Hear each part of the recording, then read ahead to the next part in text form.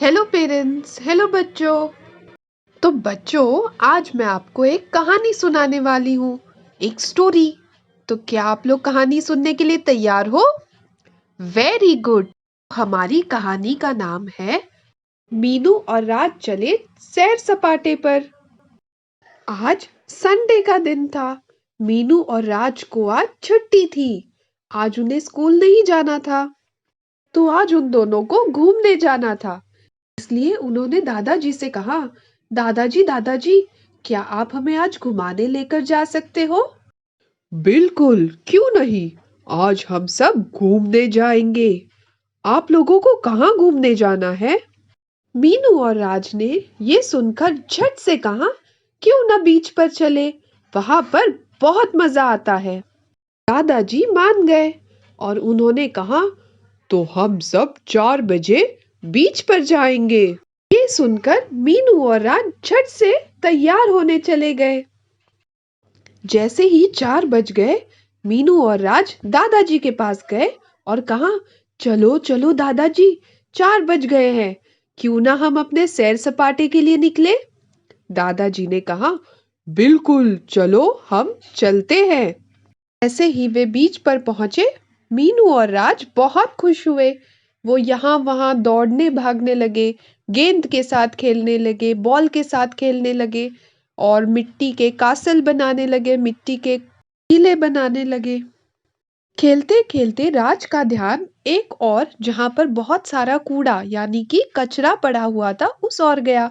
उसने दादाजी को देखकर पूछा, दादाजी, ये देखो, यहाँ पर तो कितना सारा कूड़ा पड़ा है।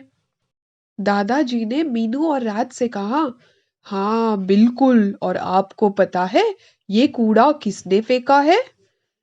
मीनू और राज ने सिर हिलाते हुए नहीं कहा।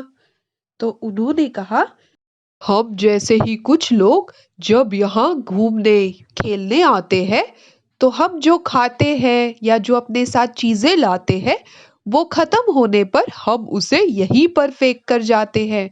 हम उसे कई बार डस्टबिन में नहीं फेंकते हैं, और ये वही कूड़ा है। तो मीनू ने कहा, पर दादाजी, यहाँ वहाँ कूड़ा फैलाना तो गलत बात होती है।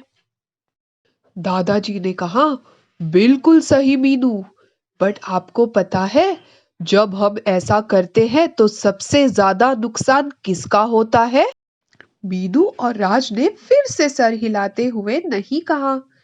दादाजी ने कहा, सबसे ज्यादा नुकसान यहाँ इस समुद्र में रहने वाले जीवों का होता है। तो मुझे बताओ, समुद्र में कौन कौन से जीव रहते हैं?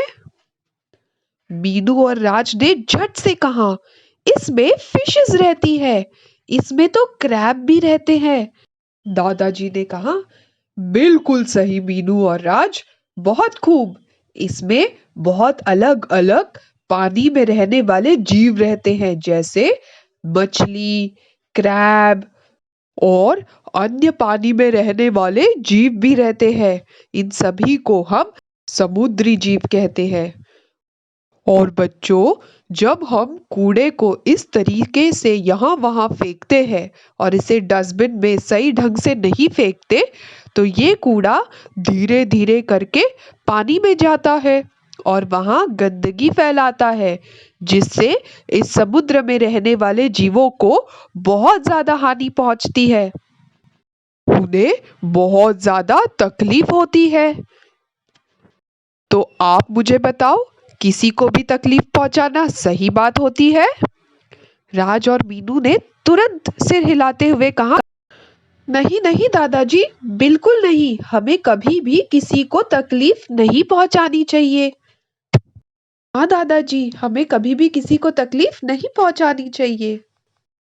दादाजी, अभी मैं अपने दोस्तों से, मम्मी पापा से ये बात जरूर कहूंगा कि हमें कभी भी कूड़े को पानी के आसपास या पानी में नहीं फेंकना चाहिए।